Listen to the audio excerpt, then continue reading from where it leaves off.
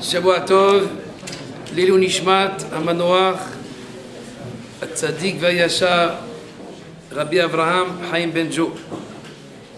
Bon, Rabotai, nous sommes tous réunis ce soir pour, à la mémoire de cet homme exceptionnel que j'ai pas eu le mérite de le connaître beaucoup, mais le peu donc de rencontres que nous avons eues était d'une dimension, je dirais, exceptionnelle, et à chaque rencontre. Non seulement la droiture que nous connaissons dans le Mesed Yesharim, mais aussi dans son savoir, dans son expérience, et il pesait ses mots. Il pesait ses mots, il pesait sa vision, tout était donc d'un calcul exceptionnel. Dans la Kabbalah, il y a une notion qu'on appelle la matkala. En araméen, c'est la balance. Matkala, même l'Éternel, avant d'agir ou de faire une action dans la direction divine, elle doit passer par cette matkala. Malheureusement, chez nous, donc, si on peut l'appeler un petit peu la zéhirout, mais elle est loin de la matkala. Chez lui, il avait cette matkala. Il avait une matkala, il avait une balance, une mesure exacte des choses. Et bien sûr, il avait une grande seder d'Ishmaïa dans ses décisions et dans tout ce qu'il faisait. Yezichro Baruch, que ces divrei Torah soient donc à sa mémoire. Je vais choisir un passage un peu énigmatique de notre paracha. En français, c'est bon. Il n'y a pas d'Israélien ici. Ok.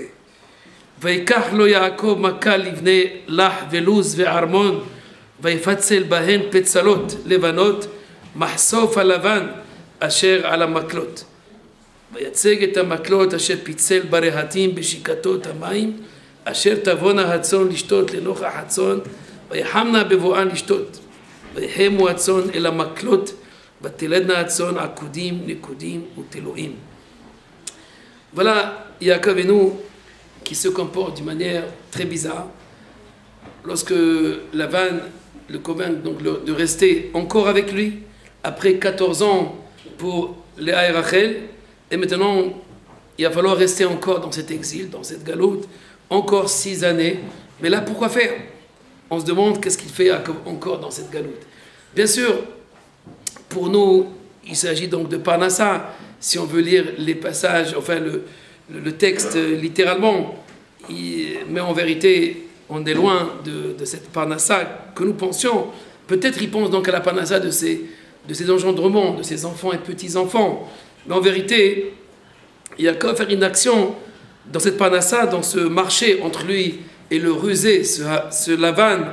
Et là, il prend donc des bâtons, il prend donc des pièces de bois. Vaikach lo Yaakov maka livne lach veluz ve'armon. Donc il retire donc l'écorce, il les présente donc au moment de la gestation, donc au moment où les brebis, tout le bétail qui veut donc se prépare donc à la gestation, et dans cette union, alors voilà, il provoque quelque chose en mettant donc ces pièces de bois,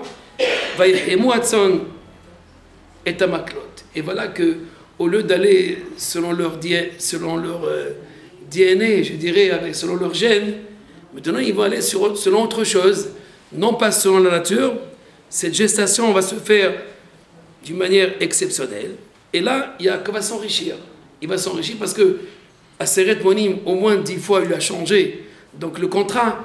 Mais Yaakov, lui, il ne va pas selon ce contrat, il va avec un autre contrat. Mais il faut comprendre que Lavan, lui, c'est le rusé. Lui, il connaît très très bien la nature, il connaît très très bien la statistique. Il sait très très bien qu'en vérité, jamais Yaakov ne pourra s'enrichir s'il suit, bien sûr, le contrat. Et puisque Yaakov, c'est un homme qui est droit, et dans ce cas-là, il ne pourra pas s'en sortir, parce que la nature, Lavan la connaît comme quiconque. Et donc il connaît très très bien la nature, elle sait très très bien qu'est-ce qu'elle engendre la nature, et combien elle engendre la nature.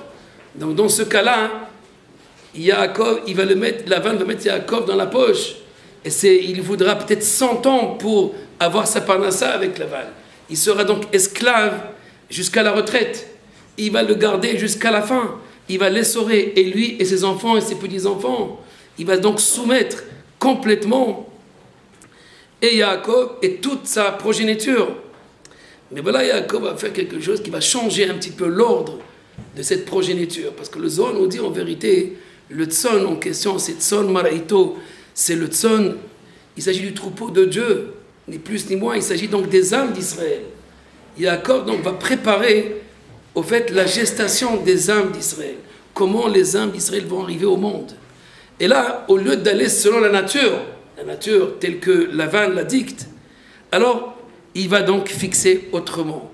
Yaakov va poser ces pièces de bois. Et ces pièces de bois vont agir sur la vision de ces troupeaux. On comprend très bien d'ailleurs, même si quelqu'un mettait des pièces de bois, bien sûr. Il s'agit du texte, on le comprend donc littéralement, mais on va voir tout de suite que il y a une intervention, je dirais même au niveau de la nature, de toute la nature. Yaakov a provoqué une autre naissance. Non pas c'est que Lavan s'attend, à savoir que lui s'enrichit sur le compte de Yaakov. Cette fois-ci, les rôles vont changer complètement et c'est Yaakov qui s'enrichit sur le compte de Lavan.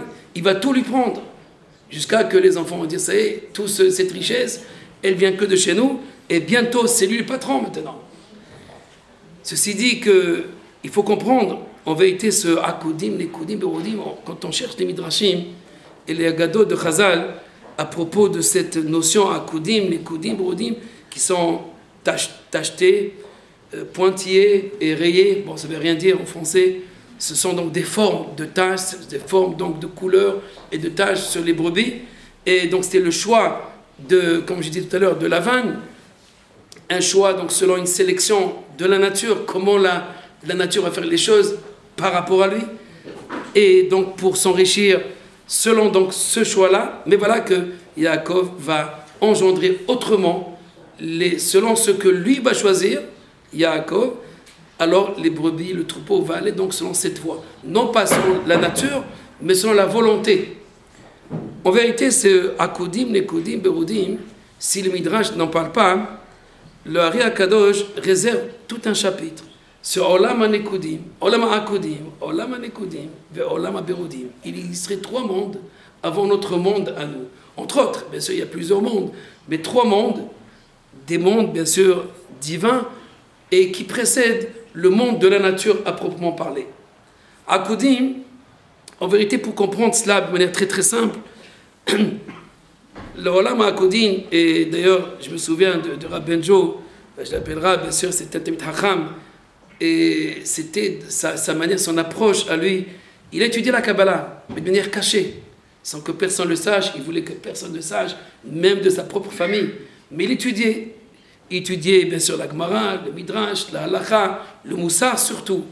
Mais aussi, il réservait un temps pour la Kabbalah. Et quand il a rencontré le Ramchal, il disait qu'au fait, on ne peut rien comprendre dans la Kabbalah. Mais avec cette approche du Ramchal, qui est une approche rationaliste, donc du texte qui est hermétique, le texte du Ari HaKadosh, alors il trouvait sa joie.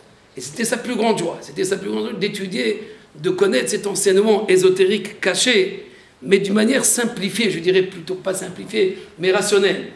Et qu'on peut, comme dit le Ramchal, derech ha-sechel, cette voie donc rationnelle, cette voie de l'intellect. Alors pour revenir à Kodim, Nekudim, Berudim, qui en fait c'est quelque chose qu'on ne comprend pas du tout, c'est quoi ces micmacs de Yaakov Avinu, qu'est-ce qu'il essaie de faire? Mais en vérité, comme j'expliquais, il va refaire une création, ou plutôt il va faire une réparation dans la gestation des âmes, avant que les âmes arrivent, parce qu'en vérité, l'âme, quand elle arrive dans ce monde, elle s'habille d'un corps. Mais voilà que le corps, lui, qui s'appelle donc le Keli, ce réceptacle de l'âme, peut être lui le patron de cette âme. Parce qu'en vérité, l'âme, quand elle vient dans ce monde, comme l'écrit le Ramchal dans Derech Hashem, elle est à Neshamay, Luta Betoch Hagouf, elle est couverte, occultée complètement par le corps. C'est le corps, lui, qui domine. Quand on parle du corps, il y a une intelligence du corps. Le corps, c'est pas une pomme de terre, c'est pas de la chair, c'est une intelligence aussi. Il y a comme dit le Rambam, il y a ce sechel hativi, l'intellect naturel. La nature a aussi son intelligence, mais il y a une autre intelligence, une intelligence au-dessus de cette intelligence naturelle. Cette intelligence, c'est l'intelligence de la neshama. Mais voilà que même si le corps est composé, fabriqué donc par 2 causes, le couple, les parents, Mais voilà que, même si l'âme elle arrive, elle est assujettie à ce corps-là. Cet asservissement donc au corps, bien sûr, il nous est par la Torah, et ils nous ont donné donc certains conseils, comme certains ordres, comme la Brit Mila, de se débarrasser justement de cette puissance, de cette force que le corps peut assujettir l'âme. Bien sûr, ce n'est pas suffisant, parce qu'à part la Orla, le prépuce donc du corps, il y a une autre Orla, Orla Talev. Il y a une soumission de l'ordre de l'intériorité de l'homme, comme le cœur, qui est lui soumis.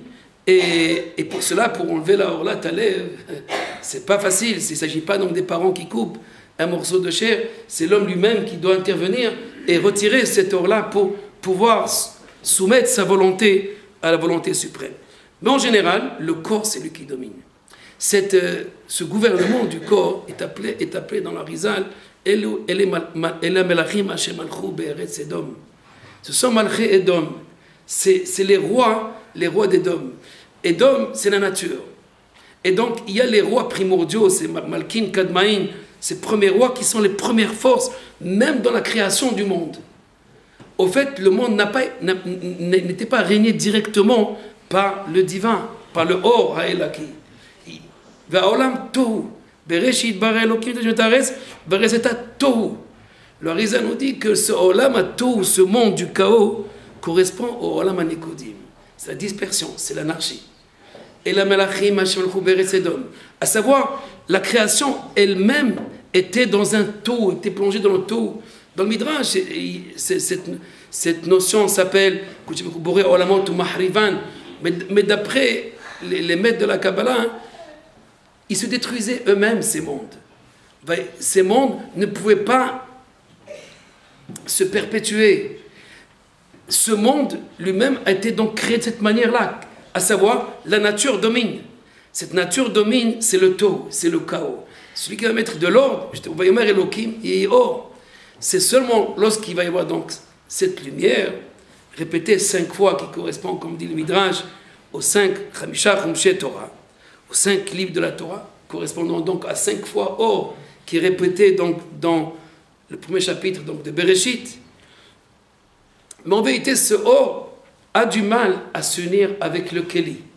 Le Or et le Keli, en vérité, on va dire cette dualité première de toute la création, correspond d'une part cette partie divine qu'on appelle le Or ou le Cave, et cette autre partie qui s'appelle donc la nature ou le Keli, ce réceptacle. Voilà que avec Abraham, Yitzhak et Yaakov, et surtout avec ses enfants maintenant, on va reproduire de nouveau toute la création du monde. Cette recréation, donc c'est la création qui va se répéter maintenant, mais d'une autre manière. Où est la difficulté? La difficulté, c'est au moment où la nature, je dirais le corps, va sortir du ventre de sa mère. Les maîtres nous disent la peta hatat rovetz à propos de ce verset, où la faute déjà, elle se trouve à la sortie du ventre de sa mère. La peta, mais c'est aussi cette force du mal qui lui donne donc sa marque et son coup. Alors, au moment où on devient créature, dès qu'il y a créature, il y a une séparation. La créature elle-même, en étant une créature, on se sépare de l'Akdusha, on se sépare du divin. Cette séparation, c'est Jacob qui va réparer donc cette séparation nécessaire. Hakadosh Baruch Hu lui-même, quand il a créé le monde, alors voilà, il sort le monde de quelque part, et en le sortant, ce monde, tout de suite, il se détruit. Parce qu'il veut dominer. Vaimlor, dit le Harizal, Vayamot. Au fait, pourquoi il meurt? Parce qu'il veut régner. S'il ne voulait pas régner, s'il se soumettait, dans ce cas-là, il ne mourrait pas. Toute la mort qui concerne donc aussi bien les Malché Edom, dans la Torah parle, que l'homme lui-même, à partir du moment qu'il sort, il veut donc se détacher, il veut cette autonomie, ce règne, à lui, personnel, de l'ego. Alors, dans ce cas-là, tout de suite, il se sépare. Cette séparation correspond donc au mal. La bria yotzer oru boré chosher, ose shalom ou boré ra, comme dit le prophète Yeshaya, que dans la bria elle-même, il y a ce ra. Dès qu'il y a bria, il y a chosher. Dès qu'il y a bria, il y a le mal. Tout le temps que le bébé est dans le ventre de sa mère, il est contenu dans cette lumière, dans cette Torah. Un malach lui enseigne la Torah. Mais dès qu'il sort, la petach revêt, c'est terminé. C'est fini. Et là, il y a un grand travail à faire tout de suite. Parce que le corps, il est soumis à la orla, comme dit le Zohar. Et maintenant, il faut se débarrasser de cette orla. Et la orla veut dire beaucoup de choses. Même si on coupe la orla de la Brit Mila, il reste encore une orla. Et la plus importante. Ceci dit que on voit que la naissance elle-même, être une créature, c'est déjà être assujetti aux forces de la nature et aux forces du mal. Et donc, automatiquement, nos sens à nous, toute notre perception, elle est par rapport à cette intelligence du corps. Elle n'est pas par rapport à ce sechel anivdal, à ce sechel akadosh, cette intelligence divine, cette intelligence de l'âme, cette intelligence qui est séparée de la nature. Nous nous comportons uniquement selon cette nature, selon la perception de nos sens. Alors Lavan, lui, en vérité, correspond à cette nature, à cette puissance de la nature. Comme d'ailleurs le Nachash lui-même, c'est la nature lui-même.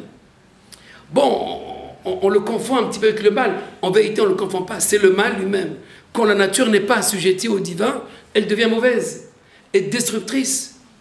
Mais par contre, Yaakov, lui, en posant maintenant ses maklotes, ses pièces de bois, il va rectifier le tir. Il va rectifier toute la gestation. À savoir, tout le problème, tout ce qui se passe dans le ventre, ou plutôt, il prépare la sortie du ventre. De quelle manière le bébé va sortir. Et là, à savoir, c'est contrôler, au lieu que la nature contrôle l'individu, la créature. Et c'est ce que Lavan connaît. Lavan connaît très très bien cette nature. Donc lui, pour lui, voilà comment ça se passait. La statistique, il la connaît très très bien. Et donc, il veut mettre ce Yaakov dans sa poche pendant des années jusqu'à la retraite. Et après, il ne peut plus rien faire du tout. De toute façon, on va le faire vieillir ici. Et après, ses enfants vont continuer de travailler. Et toute la vie, ils vont être soumis au travail. Et c'est comme ça, ils resteront dans la galoute jusqu'à terminer dans cette galoute. Ceci dit que Lavan, qui lui, comme je disais tout à l'heure, connaît très très bien la nature, connaît très très bien toute cette intelligence de nature, veut contrôler Yaakov. Mais là, Yaakov, lui, comme je disais tout à l'heure, il va changer entièrement l'ordre des choses. On ne va plus aller sur le DNA, sur l'ADN, on ne va plus aller sur les gènes, on ne va plus aller sur la nature, on va créer maintenant une autre nature, pas une vision. Ce Mahsof à Lavan, d'ailleurs il y a un texte de Rabbi Yaakov Essera qui est basé sur ce titre, ce Mahsof, c'est de dévoiler cette blancheur, cette couleur blanche qui est couverte par une clipa, il y a une écorce du bois. Alors en retirant donc l'écorce, on veut dévoiler donc cette partie qui est cachée. En vérité, la nature aussi, toute la nature, c'est cette graine.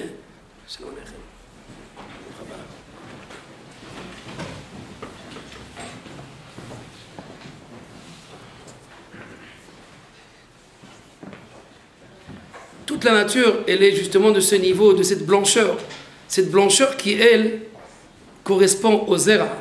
Le zéra est blanc, la graine est blanche. Et donc maintenant, voilà, on va faire une autre. On va aller, non pas selon Lavan, mais selon le mahsof à Lavan. Selon un autre, un Lavan qui est caché par le mahsof. Il faut le retirer. Il faut retirer donc cette clipa pour retirer le véritable Lavan. Une autre origine de la nature. La véritable origine de la nature. Non pas du Lavan, mais un Lavan, l'Ovena Elion. Et de là, on va prendre, justement, il va puiser cet animal qui va venir voir maintenant. Ce Vayhemu, ils vont voir, ils vont concevoir autrement la gestation. Concevoir autrement la gestation des âmes d'Israël. Am Israël, ou lo nolad kemo kol habriot kulam. Haleda shelo היא מיוחדת, וזה הסוד של עקודים, נקודים וברודים.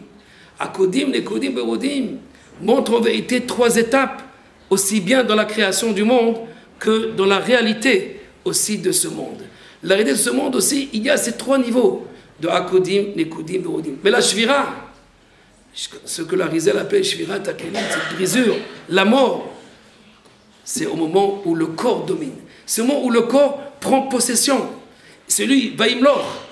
Au moment où Vaimlor, Vayamot. Il veut régner, tout de suite après, c'est la mort. En vérité, Yaakov et Esav étaient, d'après le Ramchal, étaient ces deux niveaux de Or et de Keli. Donc maintenant, pour que le Keli puisse continuer à vivre, il a besoin de Yaakov. כדי שהכלי יתקיים, שהוא עשיו, אלה מלאכים אשר הלכו בארץ אדום, אז הוא צריך להתחבר ליעקב. ורב יעבוד צעיר, שהגדול דיינו, מה זה הרב? זה הגוף. זה הגוף שהוא שולט על הכל. הוא צריך להיות משועבד לאור, ליעקב, אשתם יושב אוהלים. אם הכלי לא ישתעבד לאור, אז הוא מת. אז אמיתת המלכין, זה השבירת הכלים, זה אמיתה. יעקב אבינו רצה לתקן את השבירה הזאת. הכוונה שבתולדות שלו, dans ses engendrements à lui, Jacob veut voir qu'en vérité que ses enfants et ses petits-enfants ne tombent pas dans ce piège du règne du corps, que le corps ne règne pas chez eux. Dans ce cas-là, ils vont être comme tout le monde. Même si lui c'est un tzaddik, voilà, Yitzhak c'est un tzaddik, Esav il sort quand même de lui. Alors Jacob, peut-être aussi ses enfants, lui il est kadosh, Vetaor, mais ses enfants, qu'est-ce qu'ils vont devenir ces enfants? Jacob était là דאגה של התולדות שלו. זה צאן מרעיתו, כמו שאומר הזוהר הקדוש, שהצאן הזה, בעצם יעקב הוא עובד על התולדות שלו. איך התולדות יתקיימו על פי האור העליון, יתקיימו על פי הקדושה, ישעבדו את הגוף שלהם. מי שלא משווה את הגוף שלו, אז זהו מת, הוא כבר רשעים, בחייהם נקראים מתים. היות שהם ממליכים את הגוף שלהם, אז כבר נקראים מתים. Yaakov Avinu, en vérité, a voulu réparer la naissance. Il a voulu rappeler la naissance. Parce que la naissance, la petahata trovetz. הלידה כבר יש אמיתה. בלידה בשעה שאדם יוצא, אז זהו, מתחיל לספור כבר כמה ימים נשאר לו לחיות. היות שהשטן, המלאך המעבד, זהו, כבר נותן את המכה שלו. הבריאה יוצא הוא בורא חושך, או זה שלנו הוא בורא רע. ביד שיש בריאה, יש הרע כבר ששולט בגוף של האדם. נכון, כמו שהזכרנו, יש העניין של הסרת העורלה, שמסירים את הרע, אבל נשאר הרע הזה בעורלת הלב, עד שאדם יסיר את זה. הזוהמה הזו, היא נשארת כל הזמן של האדם, עד המוות, עד שהקבר בעצמו, המיטה, האפר, הוא מסלק את הזוהמה. עד שיחזור הגוף אל האפר, אז מסתלקת הזוהמה. אז אם כן, יעקב אבינו רצה לעשות כאן מעשה נורא, כדי שהגופות של ישראל לא יהיו משועבדים, לא יהיו כביכול תחת הטומאה, תחת הטבע. ואם לבן הוא רצה כביכול לשלוט על יעקב אבינו, ובמיוחד הבנות בנותיי, הבנים בניי, הכל זה שלי, אומר לבן. לבן il dit en vérité tout est à moi, tout est à moi, les filles sont à moi, les enfants sont à moi, l'argent c'est à moi, toute la nature c'est à moi. Lavan ramène quelque chose d'exceptionnel. Attention, Lavan, lui, qui correspond à ce principe même de la nature, nous dit tout simplement que tout ce que tu vois, c'est à moi. Donc Jacob, tu n'as rien sans moi, sans la ta'ava, sans l'envie, tu n'as pas de femme, sans la femme, tu n'as pas d'enfant, tu n'as rien du tout sans moi. C'est moi qui donne toutes ces possibilités, c'est le corps. Lavan veut montrer que celui qui domine dans ce monde, que le monde est à lui. Habanim, banai. הבנות בנותיי, אין לך כלום, רק על ידי יש לך את הכל. יעקב dit non, j'ai autre chose, j'ai mahsof à Lavan. C'est pas ce Lavan, il faut retirer la clipa, il faut retirer cette écorce, et là tu vas dévoiler le véritable Lavan. La nature, elle vient du zera, elle vient de cette blancheur comme la semence, qui est blanche. Mais c'est pas ce zera, c'est pas ce, c'est la siba krova. Comme dit le Ramchal, c'est la cause proche. Il y a une cause lointaine. Hasiba metit, hasiba rechoka. Les enfants, ils ne viennent pas donc seulement d'un accouplement, ils viennent d'Akadosh Baruch Hu, de la cause lointaine. C'est ça le mahsof à la ban. Il faut dévoiler, comme dit le Zohar, Gulgolta Hivara, ce crâne blanc. Gulgolta, à la place du Lavan, qui est la nature. Non, il y a un autre Lavan. Yaakov va dévoiler la véritable origine de la nature. Et de cette manière, il va conserver ses enfants. À jamais. Kol Israël, ils ont tous ce Olam Haba parce qu'ils viennent d'une origine qui est pure. Ce n'est pas Abraham qui a sorti Ishmaël. Ce n'est pas Yitzhak qui a sorti Esav. Yaakov mitato shlema. Son lit est intègre, il est complet. Tous ses enfants sont là. tous ses descendants sont là. Bet Yaakov, nous sommes appelés sur ce Bet Yaakov, la maison de Yaakov. Yaakov Karalo Bait, il appelait justement maison, c'est ça, c'est la maison d'Hachem.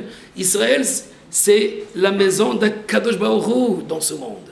Donc, Yaakov va arranger ce hibour, cette gestation du peuple d'Israël. Il va arranger de cette manière comment ces enfants vont arriver dans ce monde pour ne pas qu'il y ait une shlita, pour ne pas qu'il y ait un tourbillon qui va faire tourmenter donc ce peuple pendant tout ce long de l'exil.